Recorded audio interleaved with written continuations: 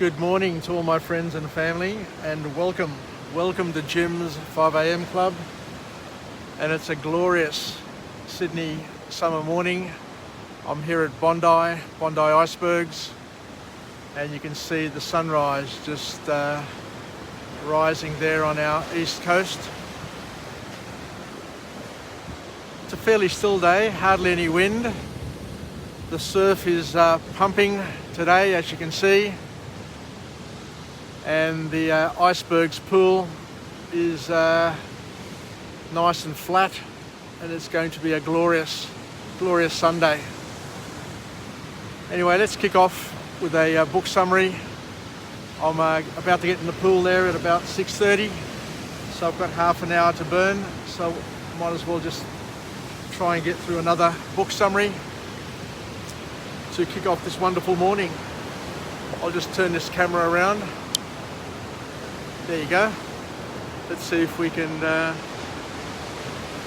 yes, that's perfect with the sun in the background. So thank you once again for joining us. And the book summary I want to take to you through today is a wonderful book. I absolutely enjoyed this book, and I'll be buying this book to read it and get through as much of it as I can. And it's called This Is Your Brain on Music by David Levitin, who takes a journey and talks to us about how music has transformed our lives, our culture, and how music is an integral part of our humanity. And David kicks off with an interesting and a funny sort of way, and with a beautiful quote. And I'll just read you the quote. The quote is, "A cake only has taste when I put it in my mouth, when it is in contact with my tongue. It doesn't have taste sitting in the fridge, only the potential." And what this book does is it takes a deep dive on what happens to your brain when rhythm, pitch, tempo, loudness, and reverberation all come together. So there's more to life, more to us when we have music in our lives, and you'll get to understand music a little bit better once we go through a few of these parts here, through a few of these points in this wonderful book. And the author David Levitin, or Daniel Levitin I should say, states is that music is without doubt a part of our evolution, of human evolution. It is a significant and important part of our evolution, and music has paved the way for our human ancestors to develop speech, because it's the rhythm of music, it's the intonation, it's the various things, the various qualities of music that help man not only feel as if they're part of a community around them, but also help man to learn how to communicate, how to intonate, and how to speak. And it's no coincidence that languages like the Greek language are very, very mathematical in their structure. But we'll find out a little bit more about it as we do a deeper dive. And music is just so important that even in our culture today, musicians are idolized. And the reason why they're idolized is that the music, just lifts us, becomes part of us, and has a significant impact on our brain, and on our emotions and feeling, and the chemistry that gets secreted into our bodies once we become in contact with music. And those rhythms, those beats have an impact on our soul.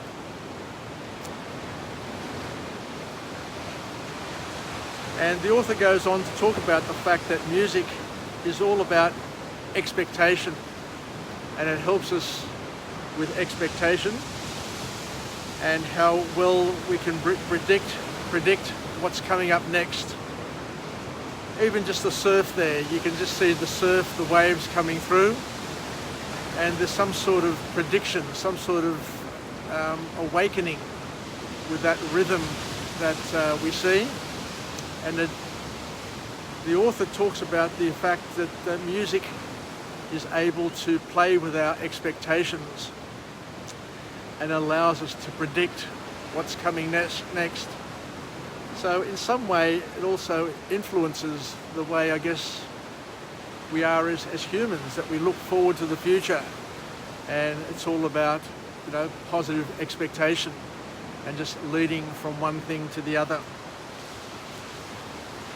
And the author talks about the fact that great musicians play on our brains. And I guess a lot of us get to feel this on a daily basis, that great musicians play on our brains and our expectations in the way that you get to expect something, and then without you knowing it, they surprise you before taking you back to that comfortable terrain again. So there's a science and there's an aspect to music which I'm only just appreciating right now after going through this book summary. And that there's as the author suggests there's something about music that makes it special, and there's a science to it and an art to it that musicians are able to tap into and take us on a journey, and a wonderful journey at that. Listen to that surf coming through. How beautiful is that surf. Look at it. Bondi, one of the greatest beaches in the world, no doubt. And the author then talks about the fact that a great song has the ability to surprise you. But the art in the music is not to surprise you by too much. There's a balance between the familiar and the unknown, and therefore creates the perfect mix of comfort and excitement. The perfect mix of comfort and excitement. How beautiful is that? That's poetry in itself.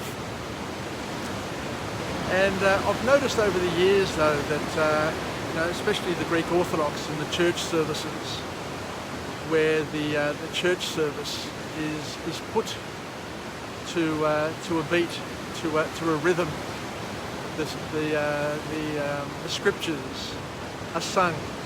The church service is sung. The Gregorian chant is in a rhythm of, I think, 8 beats. I'm not quite sure, but there's something to it which is far more greater than one can suggest.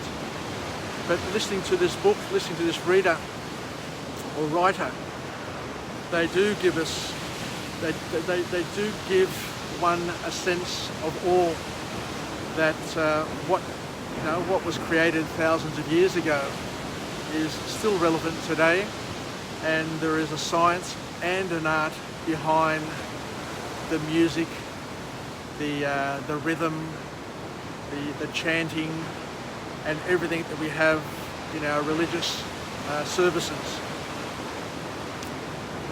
Because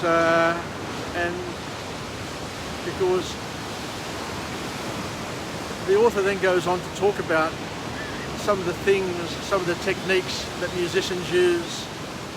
And there's a thing called a deceptive cadence, where a song repeats certain patterns over and over and over again, and then an unexpected chord gets you caught off guard and then takes you back, which gives you the excitement and the familiarity, which is able to take us on a journey and take us back to our childhood.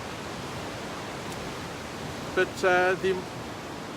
the author also talks about the importance that a musician mustn't overdo the unexpected, because it tends to wear us out if we're not careful.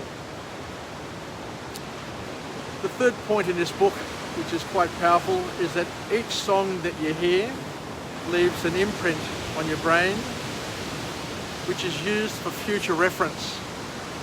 And we get to appreciate that as you get older and you hear some old tunes, some old songs, which, as I said before, take us on a beautiful journey, take us to a place that we haven't been before, or a familiar place that we've been before. But it's just absolutely beautiful. And the author says that scientifically, research has shown that various parts of the brain simultaneously light up when music is played, or when we're near music.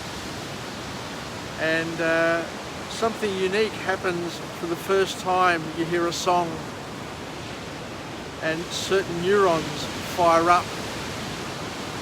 How many times I hear a song and I remember where I was, who I was with, and how I felt when I heard that song for the first time. Because there's a thing called multiple trace theory, and they say that you're able to remember a childhood event when you hear a song, an old song, and how true that is. Anyway, I think I'll finish up here.